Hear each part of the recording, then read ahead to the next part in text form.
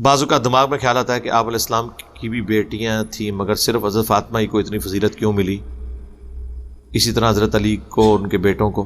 یہ خیال آتا ہے تو یہ خیال آپ کو ادھر ہی کیوں آتا ہے؟ صرف آپ مجھے بتائیں، کیا حضرت یعقوب کا بیٹا صرف یوسف ہی تھا ہیں؟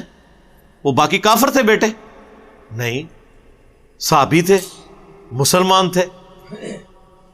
حضرت یوسف کے ساتھ جو کچھ انہوں نے کیا کوئی کفر تو نہیں کیا تھا، شیطان سے مغلوب ہو کے ایک غلط ایکٹیویٹی کی، بعد میں حضرت یوسف نے انہیں معاف کر دیا، اسی بھائی کو انہوں نے سجدہ بھی کیا.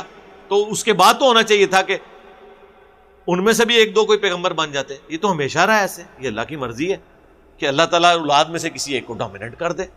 تو نبی علیہ السلام کی جو 4 بیٹیاں تھیں ان میں سے اللہ تعالیٰ نے حضرت فاطمہ کو فضیلت دے دی. اس میں کون سا ایسا مسئلہ ہے؟ حضرت ابراہیم علیہ السلام کے 2 بیٹے تھے، حضرت اسحاق اور حضرت اسماعیل. اسحاق علیہ السلام کی اولاد میں ہزاروں انبیاء ہیں بنی اسرائیل کے، چلے محتاط اندازہ لگا لیں تو سینکڑوں انبیاء. اور حضرت اسماعیل کی اولاد میں صرف ایک نبی صلی اللہ علیہ وآلہ وسلم ہے. تو باقی کیا وہ حضرت ابراہیم کی اولاد نہیں تھے؟ ادھر آپ کا خیال نہیں گیا کہ ایک پوری نسل میں سے آلموسٹ 3500 سال کے اندر کوئی پیغمبر ہی نہیں اللہ نے کو نظر آیا حضرت اسماعیل کی اولاد میں سے سوائے نبی علیہ السلام کے.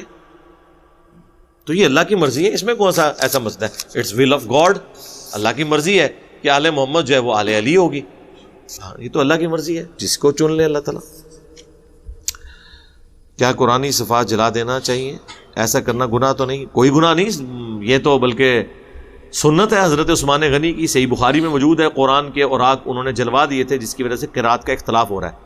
یہ نہیں تھا کہ وہ الفاظ اس پہ کو غلط لکھے ہوئے تھے، وہ ڈائلیکٹس کا فرق تھا. بل وہ ابھی بھی چل رہی ہیں اس طریقے سے. ہم یہ قریش کی زبان میں قرآن پڑھ رہے ہوتے ہیں عموماً، جو ہم جس طریقے سے لے کے چل رہے ہوتے ہیں، لیکن قرآن 7 قراتوں میں نازل ہوا ہے، بخاری مسلم میں ہے. تو قرآن کے جو صفات ہیں ان کو جلا دینا یہ سب سے بہترین ذریعہ ہے پرانے اوراق کو بے ادبی سے بچانے کا. لیکن کسی کے سامنے نہ کریو، مہربانی کریو. اے ذہن وچ رکھنا، نہیں تو تسی بھی انہاں اوراق نال جنت وچ پہنچ جاؤ گے. دریا میں لوگ بہا دیتے ہیں، جیسے ہی پانی خشک ہوتا ہے وہ سارے اوراق کنارے پہ آئے ہوئے ہوتے ہیں، نالوں میں آ جاتے ہیں بلکہ ریورس ہو کے. اسی طریقے سے قبرستان میں بھی لوگ جو دفنا دیتے ہیں تو اب کبھی کوئی نئی قبر کھودی گی وہ نیچے نکل آتے ہیں. تو یہ کام نہیں، سب سے آسان طریقہ یہ ہے کسی کے سامنے نہ کریں، الگ سے اپنے گھر کی چھت پہ چلے جائیں، سردیوں کے اندر جمع کرتے رہیں، سردیوں ہو تو جناب نال آگ بھی سیکو مزے نال، اور اس کو ختم کرو، اور اس کا ذکر کسی سے نہیں کرنا.